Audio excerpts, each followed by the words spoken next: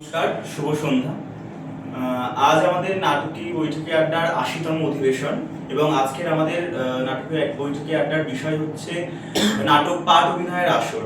এবং আজকে দুটি নাটক পাঠ হবে এবং পাঠ অভিনেতা হিসেবে রয়েছেন ধ্রুপদ ঘোষ এবং দীপ ভৌমিক। আমাদের প্রথম নাটক পাঠ করবেন ধ্রুপদ ঘোষ।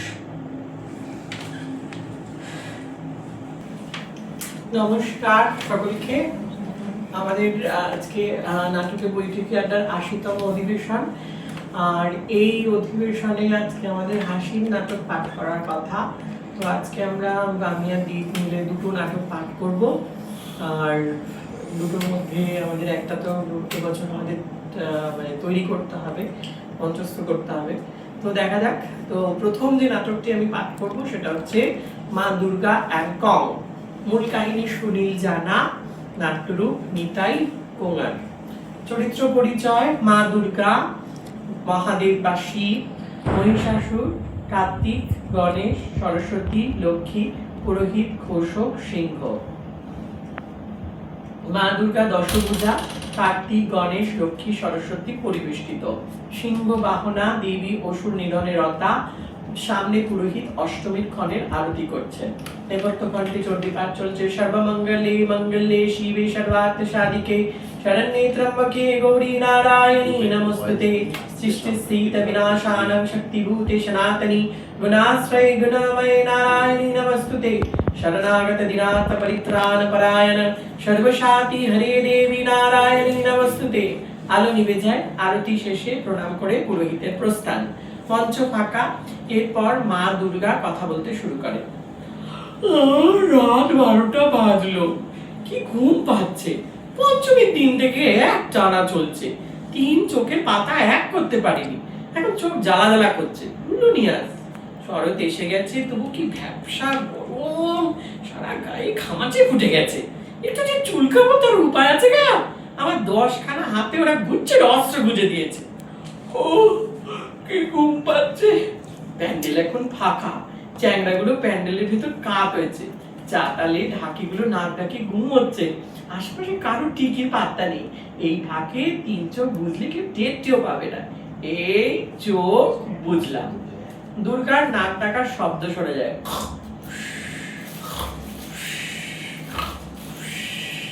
কার্তিক: এই গনা। গণেশ: কি রে? গণেশ: মা নাক ডাকছে, চল এই ফাঁকে কেটে পড়ি। গণেশ: কোথায় রে? কার্তিক: চল না যাই। গণেশ: কোথায় বলবি তো? কার্তিক: আয় না, তোকে একটা মজার জিনিস দেখাবো। গণেশ: কি বলবি তো? কার্তিক: বলবো না, সারপ্রাইজ দেবো। গণেশ: সারপ্রাইজ মানে? কার্তিক: তাও জানিস নে? অবাক করে দেব। তুই একটা হাওয়া কালটা। Business, black marketing, import export ছাড়া তুই আর কিচ্ছু শিখলে নে। গণেশ: তা যা বলেছিস, তবে চল যাই। কার্তিক: আয়। বলে উভয় প্রস্থান। সরস্বতী: এই লক্ষ্মী। লক্ষ্মী: কি রে? লক্ষ্মী: মা নাক ডাকছে, চল আমরাও। লক্ষ্মী: কোথায়? সরস্বতী: আয় না, একটা মজার জিনিস দেখাবো। লক্ষ্মী: কোথায় বলবি তো? সরস্বতী: আয় না বলছি। লক্ষ্মীর হাত ধরে টানতে টানতে নিয়ে যায়। মহিষাসুর: এ তো গনা, নক্কি, সরি সবাই কেটে পড়লো। আমিও এই পাকে কলকাতায় এক চক্কর দিয়ে আসি। সামনের থালা থেকে খুচরো পয়সা নিয়ে মহিষাসুর প্রস্থান করে। দুর্গা হঠাৎ ঘুম ভেঙে যায়। এ কি হলো কুনে কাণ্ড? কি? লক্ষ্মী, সরি, কেতো, মনা আমার আশেপাশে কেউ নেই। আমি একা শুধু গাজনের সঙ্গের মতো দাঁড়িয়ে রয়েছি। গেল কোথায়? গেল কোথায় ছেলে মেয়েগুলো? এক ফাঁকে এই একটুখানি চোখ বুঝেছি, অমনি সবাই হাওয়া। মা গো মা, মহিষাসুর পর্যন্ত। চি চি চি চি চি চি। কেউ যদি এই অবস্থায় দেখে ফেলবে, বলবে তাহলে কি বলবে? বিচ্ছিরি একটা বদনাম হবে। এ কি বিপদে পড়লাম রে বাবা। দুর্গা দুর্গা, তুমি তুই কাও, নিজের নাম তো নিজেই বলে ফেলেছি। ওগো শুনছো? ও তুমি কোথায় গেলে? তুমি কি চ্যাংড়াগুলো তলে ভিড়লে নাকি? স্বভাব যায় না মনে। ও কি করি গো? এক্ষুনি সকাল হয়ে যাবে। গাদা গুচ্ছের লোক এসে হাজির হবে। কটা বাজলো কে জানে। মুখ পোড়া ঘর করে আমার 10 হাতে ঢাউস ঢাউস অস্ত্র গুঁজে দিয়েছে। একটা ঘড়ি দিতে পারিস নি হতভাগা? তোরা মুখো মিনসেটা যদি থাকতো তাহলে তার সঙ্গে একটু পরামর্শ করতো। কে জানে কোথায় গাঁজা টেনে পড়ে রয়েছে। শিব প্রবেশ করে টলতে টলতে, মুখে গানের কলি। কে বলে মোরে মাতাল, আমি যে মহাকাল। বম সঙ্গে থুরি এবারে নিজের নাম নিজেই বলে ফেলেছি, মরণ। হ্যাঁ গা, কি গো বলি জ্ঞানী কয় হরে কৃষ্ণ হরে রাম, তারপর আমাকে পটলটা ধরিয়ে দিলে। ছি ছি ছি ছি ছি, কি লজ্জা, কি ঘেন্না। শ্বশুর বাড়ি এসে তুমি শেষকালে ছি ছি ছি। খেয়েছি, বেশ করে খেয়েছি, আলবাত খাবো। কেন, গাঁজায় কি তোমার অরুচি ধরেছে? ধরেছে। এইদিকে যে আমার সর্বনাশ হয়ে গেছে। কি হয়েছে? কে তো গনা শরীর লক্ষ্মী ওষুধ কাউকে খুঁজে পাচ্ছি না গো। তার মানে দাঁড়িয়ে দাঁড়িয়ে দেখছো কি? যাও এখান থেকে, ওদের যেখান থেকে পারো ওদের কান ধরে টেনে নিয়ে এসো, যাও বলছি। যাচ্ছি যাচ্ছি, সারা দিলে তো নেশাটা জুটিয়ে। কে বলে মোরে মাতাল, আমি যে বউ নিজের নাম নিজে বলে ফেলেছি বলে প্রস্থান, শীত বেরিয়ে গেল। উফ, কি কুক্ষণে বাপের বাড়ি এসেছিলাম গো। নেপথ্যে পাখি ডাকছে, পূর্ব দিক ফসা হয়ে গেল। ও গো কি করি গো, তার চেয়ে বরং আমি মানে কেটে পড়ি। যেই বেরোতে যাবে কার্তিক আর গণেশের প্রবেশ হাঁপাতে হাঁপাতে, কোথায় গেছিলি সদর ছাড়া? বলছি মা, বলছি আমি হাঁপিয়ে পড়েছি, দাঁড়া একটু দম নি। দুর্গা, বল বল কোথায় গেছিলিস আড্ডা মারতে? গণেশ, কি যে বলো না, আড্ডা মারতে যাবো কেন? দুর্গা, তবে কোথায় গেছিলি? কার্তিক, মা আমরা পাতাল রেল দেখতে গেছিলুম। দুর্গা, একেবারে গোল্লাই গেছিস ততচ্ছাড়া।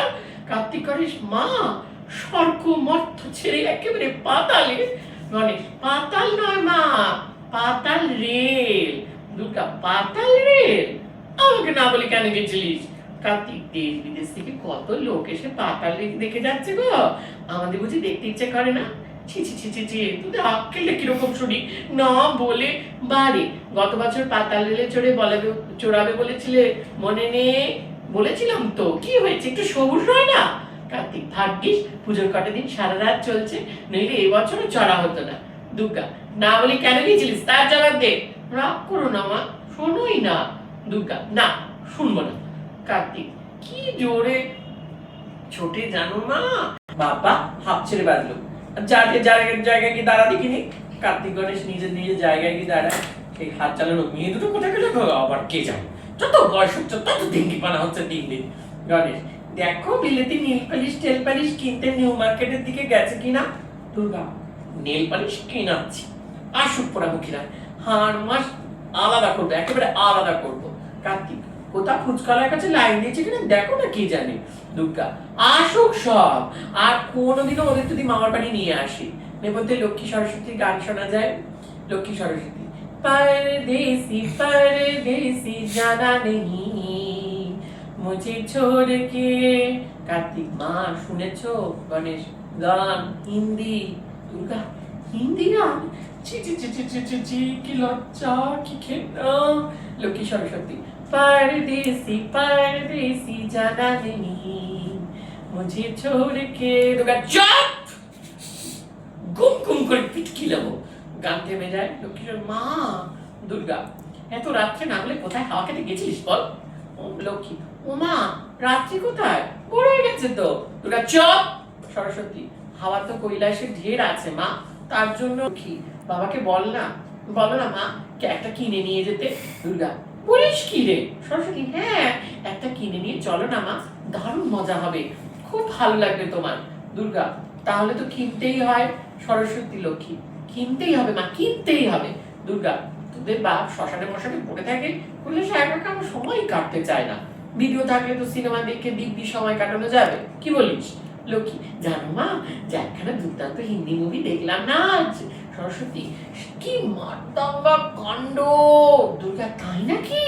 লক্ষ্মী, হ্যাঁ গো মা, কি বলবো, যা মারদাঙ্গা বলো, তার উপরে তোমার এই মহিষাসুর তার শিখিও পারবে না। দুর্গা, ওরে হ্যাঁ, তোদের সঙ্গে কথা বলতে বলতে তো মহিষাসুরের কথাটা বেরোলে ভুলে গেছি, সে কুলাঙ্গাটা আবার কোথায় গেল রে? সরস্বতী, রাস্তায় বেরিয়ে আবার বাস চাপা পড়লো না তো? দুর্গা, তাই তো ভাবছি রে। লক্ষ্মী, কোথাও আবার ঝগড়া টগড়া বাদি বসে নেই তো? দুর্গা, তাও তো ভাবছি রে। সরস্বতী, দেখ রাতটা খেয়ে কোথাও আবার পড়ে রইল কিনা। দুর্গা, ও আমি আর ভাবতে পারছি না, আমার নির্ঘাত স্ট্রোক হবে। যা তোরা নিজেদের জায়গায় কি দাঁড়া, আর আমাকে জ্বালাস নে।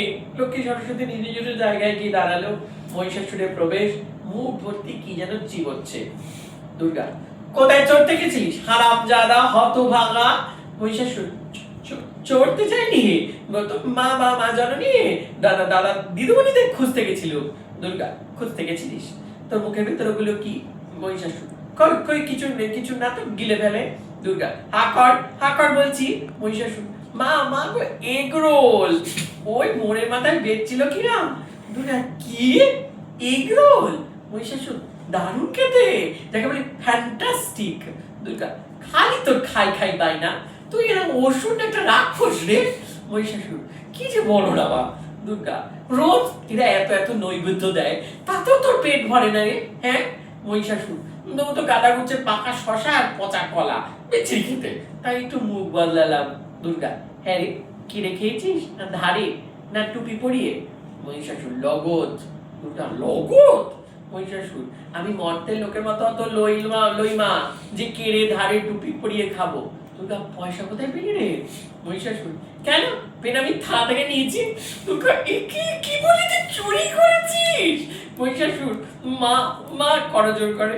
দুর্গা, এত বড় তোর বুকের পাটা, মর্তের চোর দেখে দেখে তুই আজ তোকে আমি বধ করব। মহিষাসুর, মা আমি অন্যায় করেছি, ক্ষমা। দুর্গা, না না ক্ষমা নেই, আজ তোকে আমি কতল করব। মা দুর্গা মহিষাসুরকে বধ করার ভঙ্গিতে দাঁড়ায়, নেপথ্যে চণ্ডী পাঠ চলতে শুরু করে। ইয়া দেবী সর্বভূতেষু মাতৃরূপেণ সংস্থিতা নমস্তস্যৈ নমস্তস্যৈ নমো নমঃ। ইয়া দেবী সর্বভূতেষু বুদ্ধিরূপেণ সংস্থিতা নমস্তস্যৈ নমস্তস্যৈ নমস্তস্যৈ নমো নমঃ। ধন্যবাদ আমাদের প্রথম পাঠ অভিনেতাকে, এবং আমাদের এবার দ্বিতীয় নাটক পাঠ হবে। নাটক পাঠ করবেন দীপ ভৌমিক।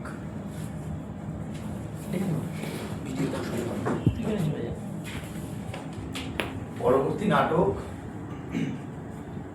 নতুন বাড়ির পলেস্তারা এবং ৩০ বছর আগের একজন। নাট্যকার কৌশিক চট্টোপাধ্যায়। এটি সুন্দরম প্রতিযোগিতায় ১৯৯৯ সালে নাটকটি হয়। চরিত্র বর, যার নাম চরিত্র বর, শিখা, গোপীনাথ, স্বপন, চম্পা, এই ৫টি চরিত্র আছে। প্রথম দৃশ্য, দিনের বেলা। পর্দা সরতে একটা নতুন বাড়ির ঘর, নতুন নতুন গন্ধ লেগে আছে। বর কি যেন একটা খুঁজছে। কই গো, শুনছো? কোথায় গেলে? কি হলো? এদিকে একটু এসো তো, একটা জিনিস যদি খুঁজে পাওয়া যায় এই বাড়িতে। কি হলো কি? যাচ্ছি, দাঁড়াও না বাবা, বলো কি এমন রাজকার্য করছিলে শুনি? ঝুল ঝাড়ছিলাম। এই তো কাল ঝাড়লে, ১ মাসে নতুন বাড়িতে রোজ ঝুল পড়ছে। উফ, কাল ডাইনিং স্পেসটা ঝেড়েছিলাম, আজ শোবার ঘরটা। ও শোনো, শোবার ঘরের জানলার ওপারে একটা জায়গায় না চুনবালি খসে গেছে। হ্যাঁ জানি। জানো? ওই বিহারি মুটেগুলো, শালা ছাতু খাওয়া মাথা। ১০০০ বার বললাম, ওরে আলমারিটা সাবধানে ধর, আলমারিটা সাবধানে ধর, দেওয়ালে লাগবে। কুছ নেই হোগা, কুছ নেই হোগা, হোগা হোগা হোগা করতে করতে দিল দেওয়ালের ১২টা বাজিয়ে দিল। ফোন বাজে, দুজনে ফোনের কাছে ছোটে। বর, ধরো ধরো। না না তুমি ধরো। আচ্ছা ইচ্ছে যখন করছে ধরোই না। উফ কেমন লাগে। তুমি ধরো, একসাথে না কথা বলবো। হ্যালো, কে? বিল্টু? কেমন আছো বাবা? বিল্টু, তুমি ভালো আছো তো সোনা? দুষ্টুমি করছো না তো? বলছি জলি দিদিকে মারছো না তো? বাপি যাবে পরশুদিন তোমাকে আনতে। মাসি কোথায়? দাও দাও, মাসিকে দাও। কি রে, বিল্টু দুষ্টুমি করছে না তো? অরুণদা কোথায়? বাজারে। কি রাত্রি? হ্যাঁ তাই না তাই, রোববারে বিল্টুর বাবাও এমনি এমনি। ঠিক বলেছিস, ওনাদের আর কি। এসটিডি হচ্ছে, ওকে ওরা করছে তো। শোন তোর জামাইবাবুর মধ্যে যাবে বিল্টুকে আনতে। না রে, মাস্টার কামাই যাচ্ছে। ও শোন, তোর সেই পাথর সেটিং নাচ ছবিটা কৃষ্ণনগর থেকে বানিয়েছিলি না? ওই তো, কে জানে আছে কোথাও। এখনই কি দরকার কি বলতো? লেটার বক্সটা খুলবো, ভিতরে চিঠি রয়েছে। কই না, আমি তো কালকেই দেখলাম। আমি এখন দেখলাম বাইরে থেকে নীল নীল দেখা যাচ্ছে। বাড়িতে সারাদিন বসে থাকো, একটু খুলে তো দেখতে পারো। এই তো লেটার বক্সের প্রথম চিঠি। ধন্যবাদ দীপভূমিককে এবং ধ্রুপদ ঘোষকে। আমি প্রথমে আমারটা বলি। দুটো নাটকই দেখলাম, তো শুনলাম, তো দুটো নাটকই ভালো এবং ভিন্ন স্বাদের। প্রথম নাটকটা খুব হাসির নাটক, মজার নাটক, এবং দ্বিতীয় নাটকটাও খুব ভালো। আমি চাই নাটক দুটোই মঞ্চস্থ হোক, সেই নিয়ে ভাবনা চিন্তা করা হোক, এবং আরো যারা আছেন তাদের থেকে শুনে নিতে চাইছি তারা কি বলতে চাইছে। অঞ্জন দা, এসো, কেমন লাগলো, কি বলো?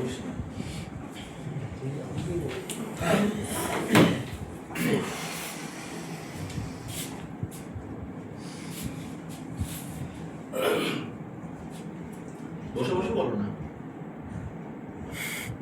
নাটকে বৈঠকি আড্ডার ৮তম অধিবেশন ছিল আজকে। দুটো নাটক শুনলাম, দুটো নাটকই ভালো লেগেছে। এইবার নাটক দুটো আরও বিশ্লেষণ করার দরকার আছে। একবার শুনে তো সব কিছু বোঝা যায় না। তবে প্রথমে নাটকটা একটু মজা, দ্বিতীয় নাটকটা একটু জটিলতা আছে। আমি পুরোপুরি ঠিক বুঝে উঠতে পারিনি। তো পরবর্তীকালে নাটক দুটো নিয়ে নাটক দুটো করা যায়, ভালোই হবে হয়তো। সময়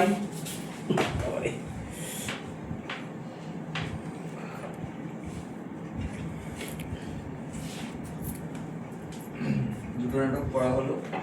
প্রথম নাটকটা তো ভালোই লাগলো, হাসির নাটক একেবারে নিঃসন্দেহে। পরের নাটকটা প্রথম দিকে বুঝতে একটু অসুবিধা হচ্ছিল, কিন্তু পরের দিকে শুনে মানে এন্ডিংটা বেশ ভালোই লাগলো। প্রায় সবকটা ইমোশনসই টাচ করে গেছে নাটকটা, এখানে হাসিটাও বেশ ভালোই আছে। তো দুটো নাটকই মঞ্চস্থ করা গেল।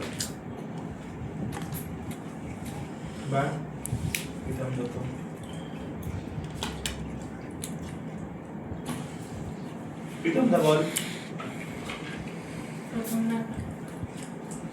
প্রথম নাটকটা শুনেছি, বেশ ভালো লেগেছে প্রথম নাটকটা।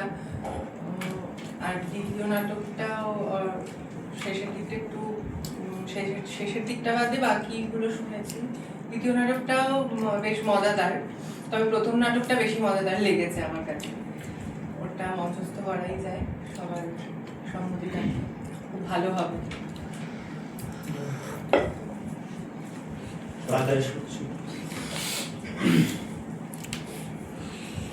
ধন্যবাদ সবাইকে। আজকে আমাদের এখানেই শেষ হবে ৮০তম অধিবেশন।